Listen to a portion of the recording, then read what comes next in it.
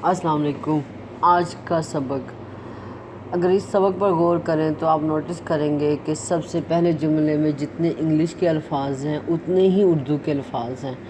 मिसाल के तौर पे ही इज़ गोइंग, इसमें 4 अल्फाज हैं, तो उर्दू तर्जुमा में भी इसके 4 ही अल्फाज हैं। ठीक है, वो जा रहा है। जैसे ही 1, इज़ 2, गो 3, ING 4। तो जब इनको इकट्ठा करेंगे ही इज़ गोइंग तो ये 4 हैं। तो उर्दू में भी वो जा रहा है, वो 1, जा होता है 2, रहा 3, है 4। विल के साथ जुमले भी इसी तर्ज पे बने हुए हैं। मिसाल के तौर पर number 1 he, number 2 will, number 3 गो।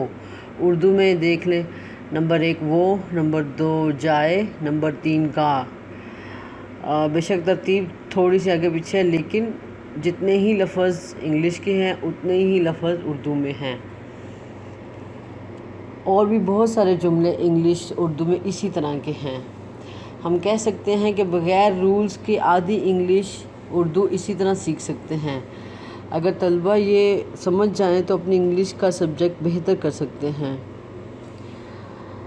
क्योंकि ये बहुत आसान है ये देखना कि इधर इंग्लिश के अल्फाज कितने हैं और उर्दू के अल्फाज कितने हैं। तो इस तरह कोई रूल्स की मिस्टेक नहीं हो सकती, कोई गलती नहीं हो सकती बग़ैर गलती के।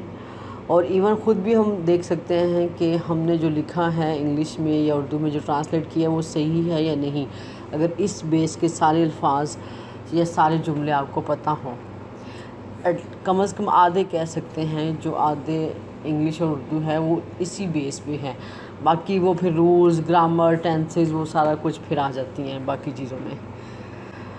इसके अलावा सबक में कोई भी गलती हो तो आप बेशक कमेंट्स करके बता सकते हैं। ठीक है।